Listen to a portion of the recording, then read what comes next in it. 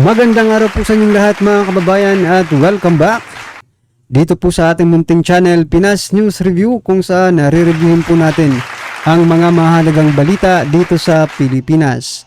Mga simpleng komento sa mga issue dito sa Pinas. At ito nga mga kababayan, bulilyaso na. Just in breaking news, Castro at Satur arestado na. Castro bumwelta, daming damay. Ako. Yan mga kababayan ang ating alamin mula po rito kay Balitang Pinoy TV.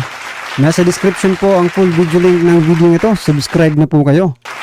At kung bago ka pa lang at di pa po napag-subscribe sa ating munting channel, please don't forget to subscribe at i-click na rin po ang bell notification para updated ka po sa lahat ng ina-uploads nating reaction video. Pero bago po natin simulan at bigyan ng komento at panoorin po ang video ito, eto may share po ako mga kababayan, mukhang nag-react din, no? Dito sa hatol ng korte, itong si Raul Manuel. Dapat nga sana isinabay na rin ito, 'di ba? Dapat sana isinabay na rin itong si Raul Manuel mga kababayan, pero anong malay natin, baka ito nang sumunod sa yapak, no? Ni Castro at sino ba to? Yung isa? Satur Ocampo. Yan Sabi po dito ni Raul Manuel, ito po yung sabi niya mga kababayan. We call to junk the Trump charges against Representative Franz Casator, yan and the volunteers teachers, no, of Lumad schools. It should be the real child abuser currently running free, yan, like those in the ranks of the military. Nako, military daw mga kababayan. And Kibuloy. Uy, bakit nasali si Kibuloy sa kaso ninyo? Ayan ako. Home Rodrigo Duterte firstly protects, no? That should be jailed, no? Dapat daw si anong nakakulong. Nako. Paano ba yan? Raul Manuel. Bakit idinidikit nyo na naman yung pangalan ninyo? Yung napakabahong pangalan ninyo dito sa mga Duterte. Anong pakialam ni dating Pangulong Duterte at Pastor Kibuloy diyan sa pagkaka hatol kay Castro at Satur, di ba?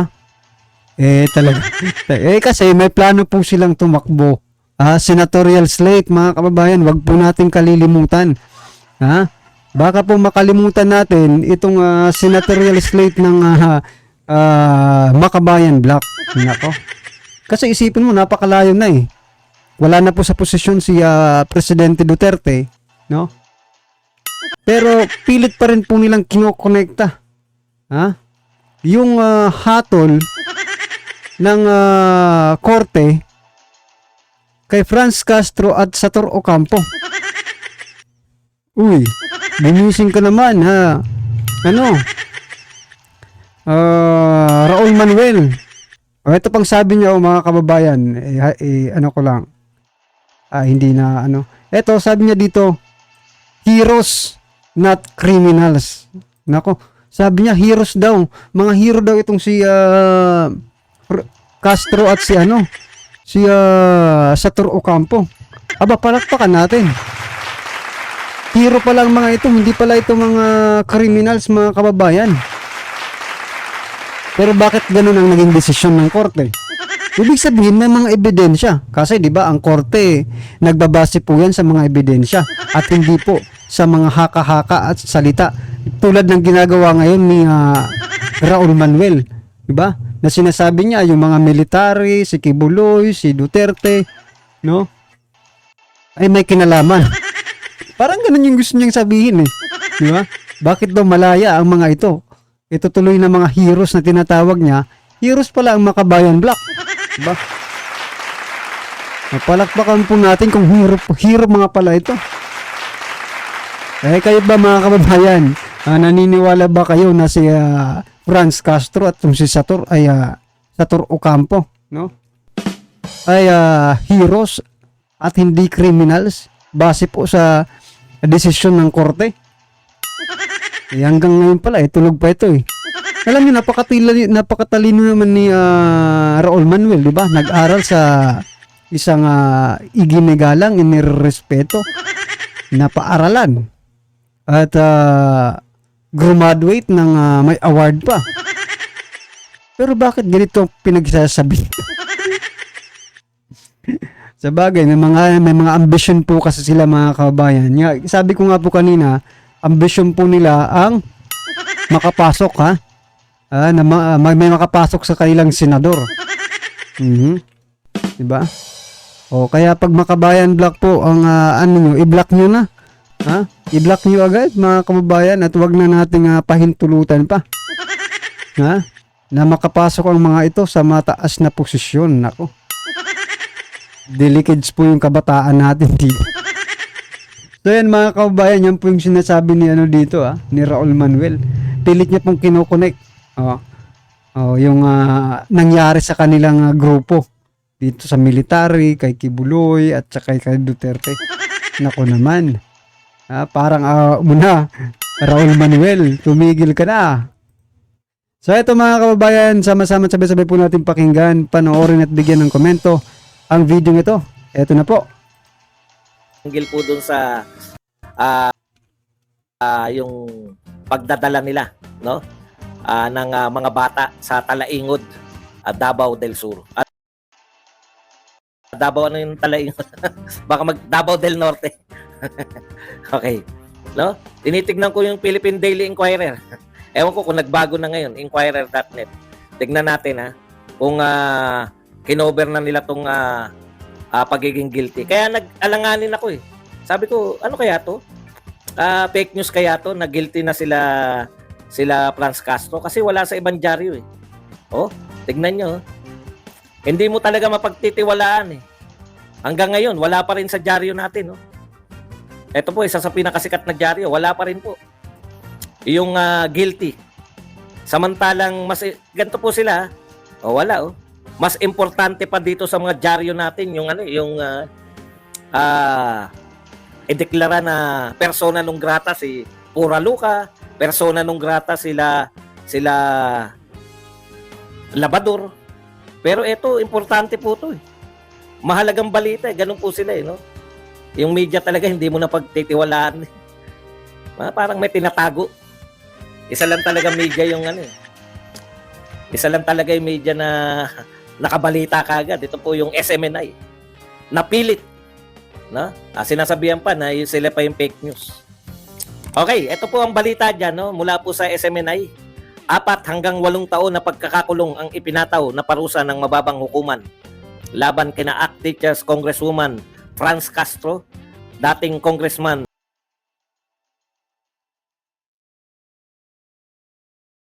Ito pa nga nakakapagtaka mga kababayan, no?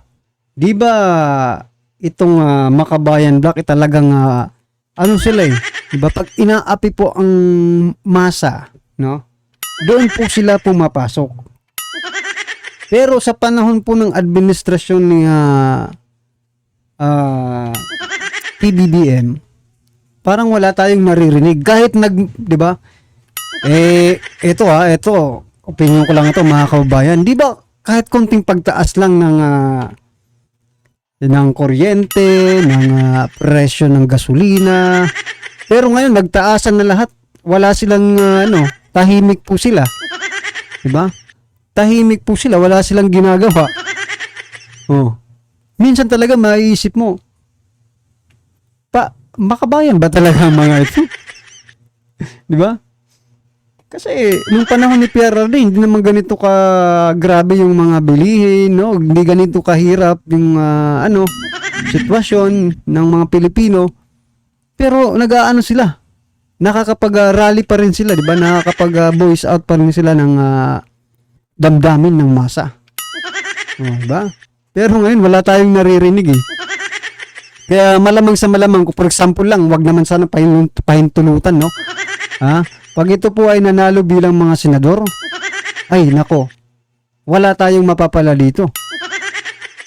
Malamang, maging pro-admin na ito at hindi na po ito opposition sila. Diba sa panahon po ni PRRD, mga opposition po ito eh. Mga opposition po ito. O, ngayon parang ano na sila, bumabaliktad na. Ano ba, nilaglag niyo na ba yung mga kasamahan ninyo? Ha? At hindi na kayo, ba? Kasi, nasanay po kami. Nasanay po kaming against kayo palagi, no? Sa gobyerno. Pero ngayon, palakpakan po natin, ha? At nagbago na sila ngayon. Kakaiba po, ha?